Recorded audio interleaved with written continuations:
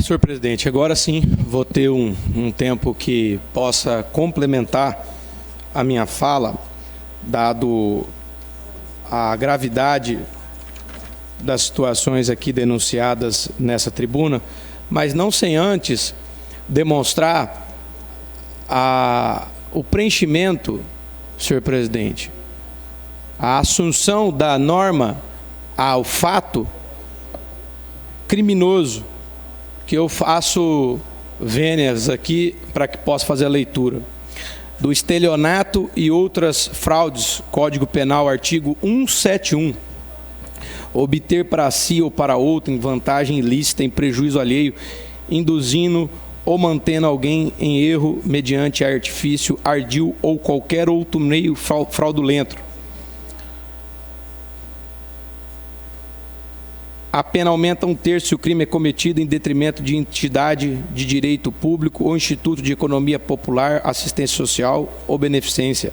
A pena aumenta de 1/3 ao dobro se o crime é cometido contra idosos ou somente se procede mediante representação, salvo se a vítima for a própria administração pública direta ou indireta, pessoas com deficiências, crianças, etc. Estelionatário, senhor presidente.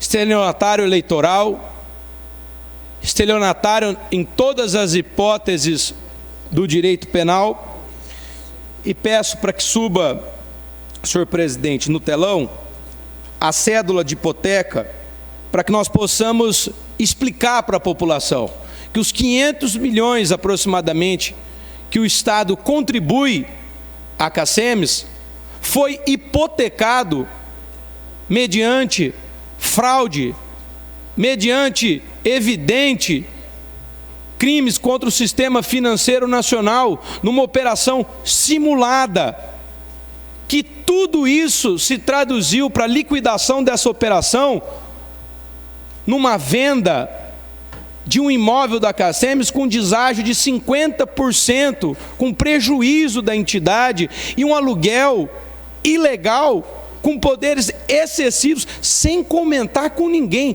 Faça uma comunicação geral para qualquer tipo de situação. Agora, para vender o patrimônio dos servidores públicos, sem comunicar, sem assembleia, levar a onerosidade de elevar o valor gasto de 4 milhões por ano a 11 milhões. Vocês não estão entendendo o que está acontecendo? A CACEMS está vendendo todo o seu patrimônio e alugando, sem comunicar aos servidores, sem dar a eles o poder de decisão. Quantas federações, associações, sindicatos participam da CACEMS e têm no âmago da sua criação a discussão, a coletividade, a coparticipação, a autorização? E quer dizer que para cometer todas essas fraudes e vendas, caso fosse legal, não contemplaria o mínimo de advertência, de questionar, indagar os servidores em assembleia ou em reunião se concorda com essa operação? Não dá, porque os servidores seriam estelionatários e partícipes de algo que é criminoso. Vejam. Coloca no telão a cédula de hipoteca, por gentileza. Está escrito que o Estado, essa imagem, é interveniente anuente, não tem assinatura do governador. E veja, o presidente da CACEMS desapareceu, chamou o advogado que ele o travestiu de Pinóquio para dizer que o Estado anuiu a todos os créditos estarem indisponíveis. E veja, essa é apenas uma hipoteca que nós pegamos. Todos os créditos cedidos a um banco de fora do Estado. Por que de fora do Estado? Será que porque o artigo 63 da Constituição Estadual diz expressamente: compete, senhores deputados, a vossas excelências autorizar o governador a realizar operações de crédito ou compromissos gravosos ao patrimônio do Estado, dispor sobre limites e condições para a concessão de garantia do Estado em operações de crédito interno e externo, autorizar operações externas de natureza financeira, ainda aprovar convenções e ajustes de que o Estado seja parte e ratificar os que por motivo de alguma urgência e no interesse público foram então efetivados sem prévia aprovação dessa casa.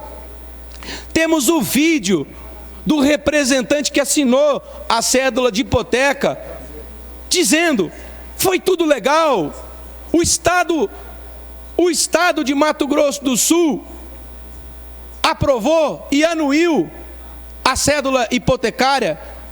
Você está achando que os deputados aqui são o quê, presidente? Veja, é importante entender que são repasses diretos do Tesouro aos servidores que foram hipotecados. E não estamos falando de 30 milhões, 60 milhões, 50 milhões. Nós estamos dizendo de fraudar, violar a imprensa, Ministério Público, Justiça, tornar indisponível 500 milhões da saúde, que o Estado cede voluntariamente. Pergunto, é uma lei que estipula o percentual de 5,25 face à folha de pagamentos, que se traduz em 500 milhões aproximadamente. Ou seja, o Estado pode, deputada Gleice, porque não há direito adquirido a regime próprio, cancelar, revogar, diminuir esse percentual, esses valores, por meio de lei a qualquer tempo. E são esses valores que foram bloqueados, tornados indisponíveis, mediante uma fraude construída dentro do sistema financeiro nacional, num banco de Minas Gerais, que tem agência em Mato Grosso do Sul. Não é estranho, não é suficiente, não é fato determinado. O que nós vamos esperar de fato determinado para abrir essa CPI? Esperar o Alibaba vender todos os imóveis da CACEMS, sumir com tudo? Chegar lá não ter mais CACEMS? Porque essa é a verdade. Hoje, se você chegar no prédio da sede, ele é de uma empresa que vendia moto. E tem empresários que já nos mandaram propostas de 28 milhões, de 30 milhões de reais, naquele mesmo estabelecimento, naquele mesmo prédio, em frente ali, na Antônio Maria Coelho, em frente ao IOTED, de 28, de 30 milhões, que só não compraram mais caro do que os 24 e depois os 23, que sumiu 1 milhão na operação. Três Lagoas, 25, sumiu 2 milhões na operação. E esses empresários não pagaram mais caro, porque falaram: não, eu quero, mas eu não quero que o prédio continue alugado. Mas precisava continuar alugado para que a operação fosse silenciosa, fraudulenta, leviana, enganasse os servidores acreditando que aquele prédio ainda era deles. Vejam, nós temos aqui o senhor secretário de Estado, presidente. Por maior consideração que Vossa Excelência possa ter pelo presidente, Vossa Excelência também tem pelo senhor governador, pelo senhor secretário Rodrigo Pérez, que formalmente nos respondeu aqui. Senhor deputado, coloque no painel, por favor.